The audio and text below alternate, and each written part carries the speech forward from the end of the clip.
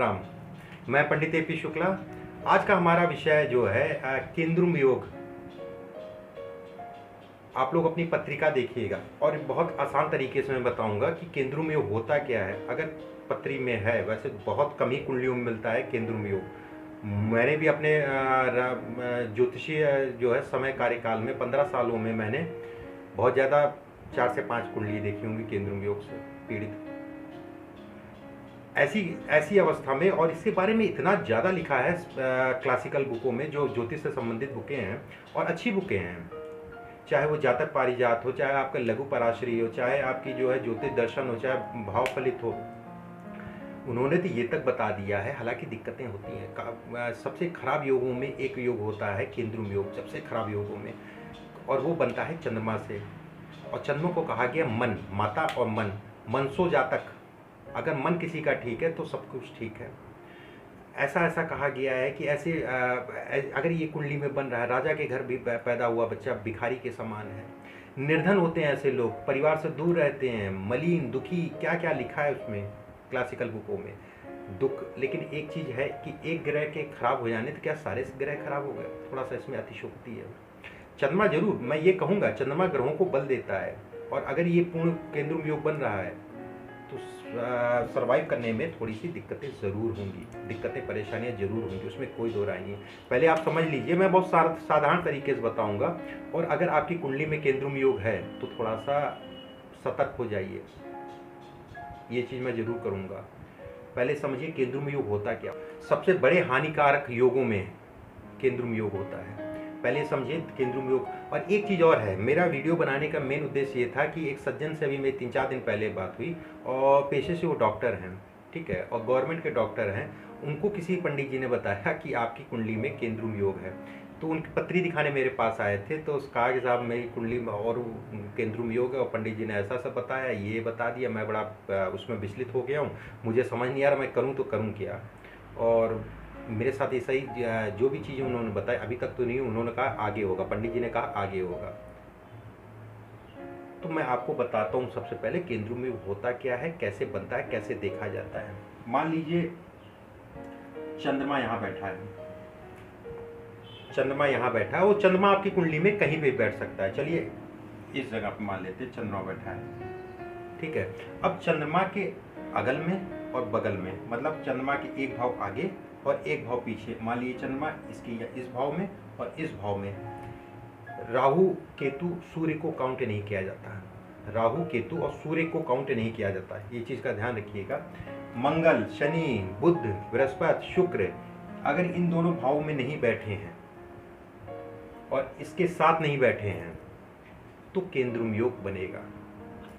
अगर चंद्रमा के अगल और बगल में मंगल, बुध, शनि और गुरु और बृहस्पति, गुरु और शुक्र, ये 5 ग्रह जो है अगर नहीं बैठे हैं, साथ में नहीं बैठे हैं और अगल बगल में नहीं बैठे हैं, तो केंद्रुम योग बनेगा।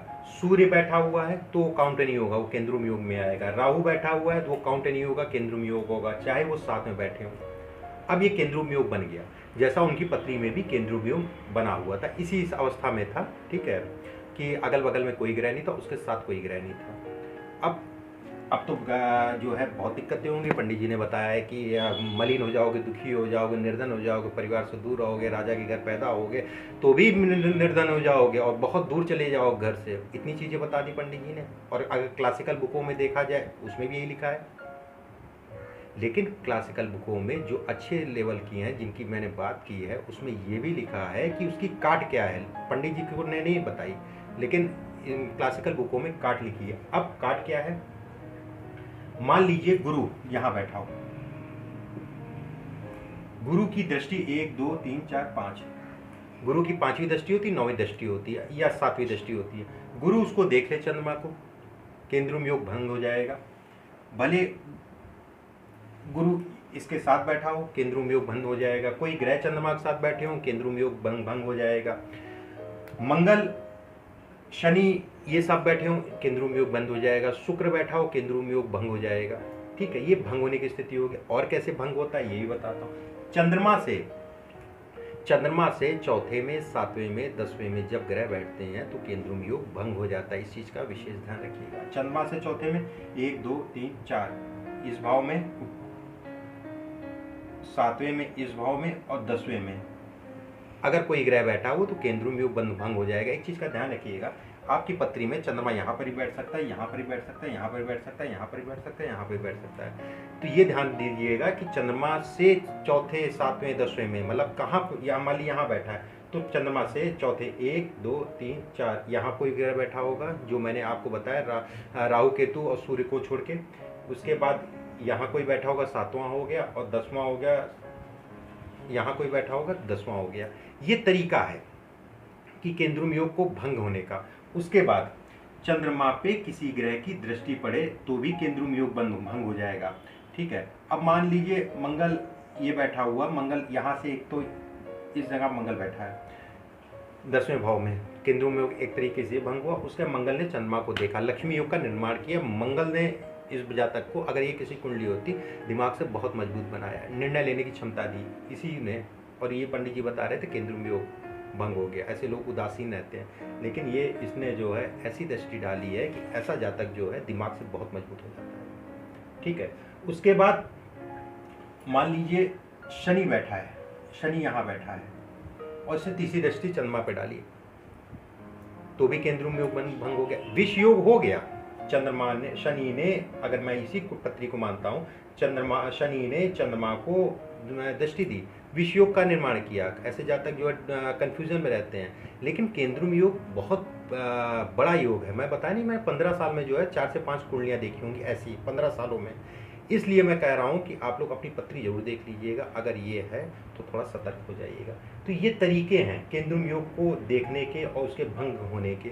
ठीक है, चौथे, 7वें, 10वें में कोई ग्रह ना हो, अगर कोई उस पर पड़ रही है, दृष्टि पड़ रही है। मैं एक लाइन से आपको बताते हैं, चंद्रमा के दोनों, चंद्रमा यहाँ बैठा था, चंद्रमा के दोनों तरफ, इधर वाला भाव और उधर वाले भाव में अगर कोई ग्रह नहीं है, सूर्य राहु केतु को छोड़ के, तो केंद्रुम योग बनेगा। चंद्रमा के साथ में कोई ग्रह नहीं बैठा हुआ तो केंद्रुम योग बनेगा। केंद्रुम योग भंग कैसे होगा? चंद्रमा से चौथे में, 7वें में, 10वें में कोई ग्रह बैठा हो, सूर्य राहु केतु को छोड़ के, तो केंद्रुम योग भंग हो जाएगा। ठीक है, दूसरी चीज, अगर चंद्रमा पे किसी ग्रह की दृष्टि पड़ रही, राहु केतु शनि को छोड़ के, राहु केतु और सूर्य को छोड़ के, तो भी केंद्रुम योग भंग हो जाएगा। केंद्रुम योग भंग हो जाएगा। कुछ मैं उपाय बताऊंगा अंतिम में, अगर आपकी पत्री में बन रहा है ये उपाय जरूर करिएगा, अगर आपको जीवन का सही आनंद लेना और सही तरीके से, क्योंकि मन है तो सब कुछ है, मन नहीं है तो सब खराब। कारण ये है, चंद्रमा केंद्रुम योग में, चंद्रमा जो मन का कारक है और ग्रहों को सपोर्ट नहीं कर पा रहा है, क्योंकि उसके टच में नहीं आ रहा, इसलिए केंद्रुम योग का निर्माण हुआ। ऐसे जातक जो है दिमाग से थोड़ा सा कह लीजिए डिस्टर्ब रहते हैं।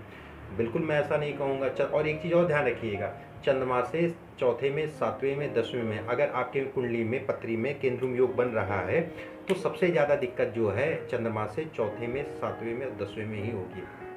उपाय मैं बता रहा हूँ, इन उपायों को जरूर कर लीजिएगा जीवन में तरक्की के लिए, जीवन में बाधाओं से निकलने के लिए और खासकर अपने मन को शांत करने के लिए। पूर्णमासी को कथा सुना करिए, हर महीने की हर पूर्णिमा को एक नियम बना लीजिए कि पंडित जी को बुला के अपने आप से पूर्णमासी को कथा कर लिया करिए, उसके बाद हवन कर लिया करिए। पूर्णिमा का चांद जब निकलता है, ठीक है, पूर्णिमा से 7-8 दिन पहले, और पूर्णिमासी से जब आपका कृष्ण पक्ष के लिए स्टार्टिंग होती है पूर्णिमा के बाद, उससे 3-4 दिन पहले, 3-4 दिन बाद रात्रि में कम से कम 15-20 मिनट चंद्रमा के सामने बैठिए और अपनी दिक्कतों, परेशानियों को बताइए, मन शांत होगा। ऐसे लोगों को चांदी का बहुत सेवन करना चाहिए। चांदी के गिलास में पानी पीजिए या फिर चांदी को अपने शरीर पे धारण करिए। शिव की आराधना केंद्रुम योग में सबसे जरूरी है। शिव की आराधना कीजिए, किसी प्रकार से आप कर सकते हैं, उसमें कोई दो राय नहीं है। शिव और आप में जो है संपर्क होना जरूरी है। अगर ये योग आपका बन रहा है तो संपर्क मतलब कि पूजा पाठ। माँ और बुआ की सेवा जरूर करा करिए। अगर केंद्रुम योग से पीड़ित आपकी पत्री है, माँ और बुआ की सेवा जरूर करिएगा। शराब ना पीना चाहिए। ऐसे लोगों को शराब का बिल्कुल दूर रहना, जो इतना तक मैं कहूँगा कि शराबियों के साथ भी नहीं बैठना चाहिए। ऐसे लोगों को शराबियों के साथ भी नहीं बैठना चाहिए। पानी का सेवन खूब करिए, अमरूद खाइए, अमरूद का सेवन करिएगा और पानी का सेवन खूब करिएगा। इन इन तरीकों से, और बिल्कुल सामान्य तरीके बताए मैंने। कोई पूजा पाठ ये नहीं, जो आप खुद कर सकते हैं पूजा पाठ, वो मैंने बताई। आप ये कार्य करेंगे तो केंद्र योग कहीं ना कहीं दिक्कत परेशानी कम करेगा। एकादशी का व्रत रखिएगा या पूर्णिमा का व्रत रखिएगा, ये काम कर लीजिएगा। अगर केंद्रुम योग बन रहा है, केंद्रुम योग पत्री में मैंने बताया कि 15 सालों में मैंने 5-6 कुंडलियाँ बहुत ज़्यादा देखी हूँ केंद्रुम योग से। अब ये समझिए कितना रेयर बनता है और कितनी उसकी समस्याएं हैं, उसमें कोई दो राय, बहुत समस्याएं देता है केंद्रुम योग, उसमें कोई दो राय नहीं है। लेकिन केंद्रुम योग का सही तरीका देखने आना चाहिए।